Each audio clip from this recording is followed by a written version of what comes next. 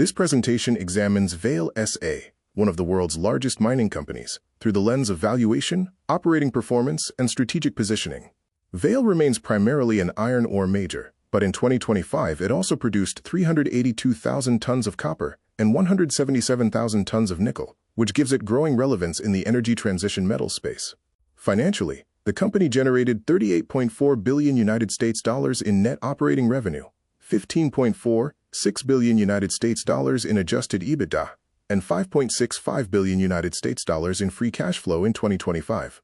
The central investment case is straightforward. Can a low-cost iron ore platform with rising base metals optionality justify a higher valuation despite Brazil risk, iron ore cyclicality, and legacy dam liabilities? Vale's investment case is built around 5 core points. First, this is still a major global miner with strong cash generation and real market influence. Second, the stock often trades at a persistent discount relative to global peers, largely because of commodity cyclicality and country risk. Third, Vale remains highly exposed to iron ore and therefore to Chinese steel demand. Fourth, legacy liabilities from Brumadinho and Samarco still affect investor perception. Fifth, Vale continues to return substantial cash to shareholders. In 2025, the company announced $1.8 billion in dividends, plus $1 billion in extraordinary remuneration. So the real question is whether Vale's low-cost iron ore position, free cash flow profile, and base metals growth can outweigh its structural risks. Vale's positioning is unusual. It is not a conventional single commodity miner, but it is also not a pure energy transition play. The company still derives the majority of its value from iron ore solutions, which generated around $13.8 billion of adjusted EBITDA in 2025. That compares with $3.36 billion from Vale base metals, which includes nickel and copper. So while Vale clearly has long-term optionality beyond iron ore, investors should recognize that the stock remains heavily tied to iron ore price cycles. The strategic upside comes from the possibility that base metals gradually become a larger share of the business over time, especially if copper growth projects are executed well. Vale's business can be understood through 2 major operating engines. Iron ore solutions includes iron ore and pellets and remains the main earnings driver. Vale base metals focuses on copper and nickel. Geographically, the company's biggest exposure is Brazil, but it also has relevant operations in Canada and Indonesia. From an investor perspective, the key drivers are clear: iron ore prices, Vale's cost position on the seaborne iron ore curve, the pace of growth in copper and nickel, and the level of shareholder distributions. This mix matters because it explains why Vale can sometimes look like a high-yield iron ore stock, and at other times like a longer-term strategic materials opportunity. Operationally, 2025 was a strong year. Vale reported that it achieved or exceeded all of its 2025 operational guidance. Iron ore production reached 336 million tons, copper rose to 382,000 tons, and nickel reached 177,000 tons. Both iron ore and copper hit their highest level since 2018, while nickel posted its best production since 2022. That improvement was supported by ramp-up projects including Capanema, Vargem Grande, Voisey's Bay, and Anca Puma. For investors, this is important because better operating consistency helps support both cash generation and market confidence.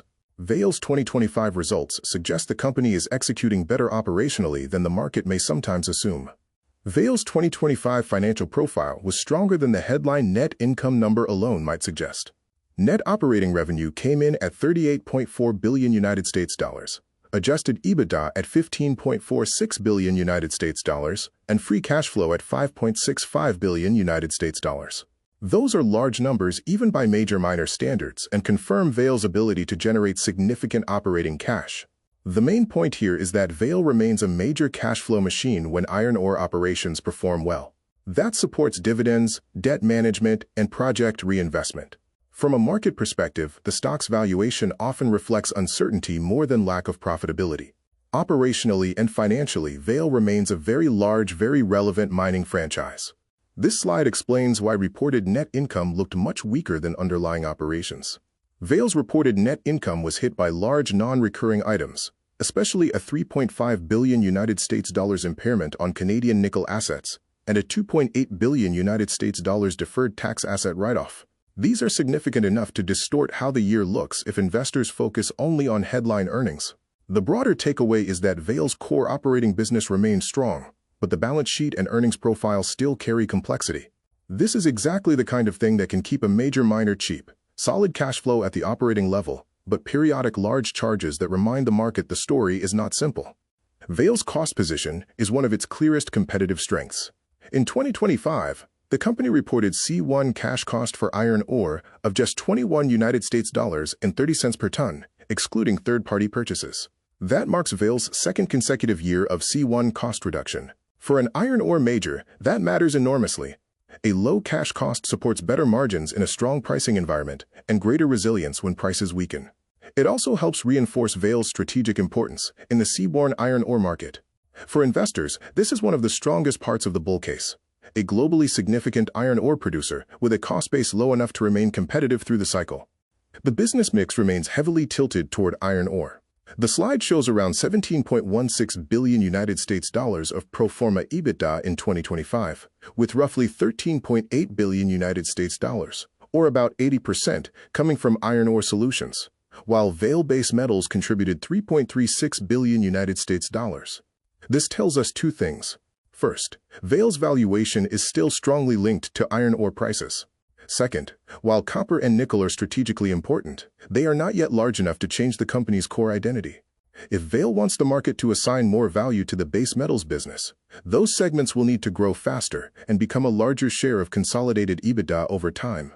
Base metals are Vale's main long-term growth option. The company launched the Novo Carajás program with 70 billion Brazilian reals of planned investment between 2025 and 2030, aimed at maintaining iron ore output while significantly expanding copper production. Vale has also indicated an ambition to double copper production capacity by 2035. Key projects include Bacaba, the Sudbury Basin Partnership Study, and the Salobo expansion. Strategically, this matters because copper is where Vale's re-rating potential may be strongest. If these projects are executed well, Vale could gradually become less dependent on iron ore and more attractive as a diversified miner with energy transition relevance. Vale's capital allocation remains a major part of the investment case. In connection with its 2025 results, the company announced $1.8 billion in dividends payable in March 2026 and had already paid $1 billion in extraordinary remuneration in January 2026.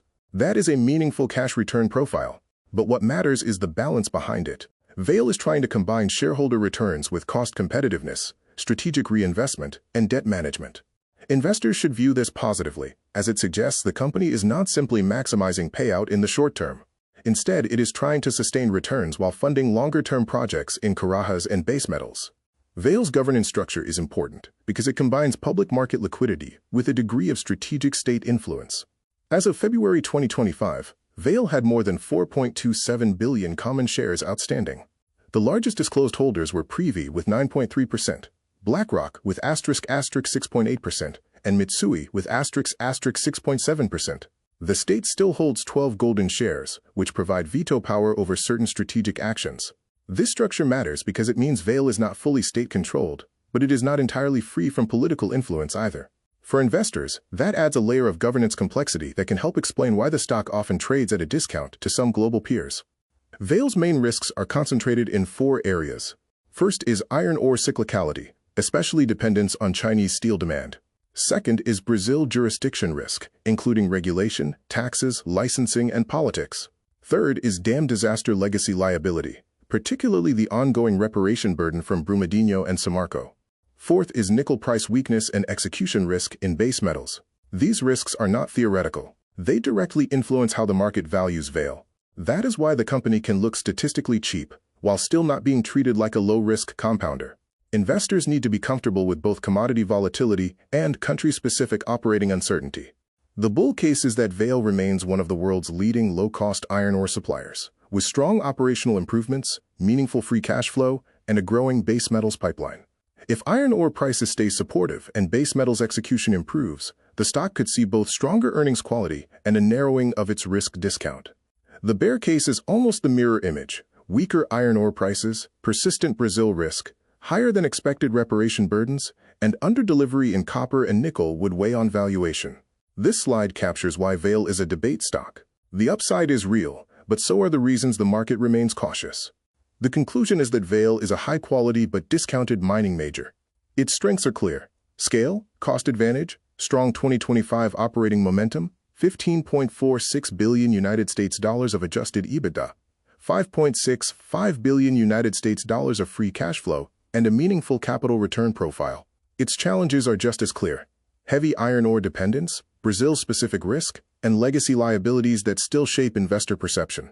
The long-term investment view depends on whether Vale can keep improving operations while gradually shifting more value toward copper and nickel. For investors willing to accept the risk profile, Vale can look compelling. For more conservative investors, the discount may be justified by the uncertainties that remain.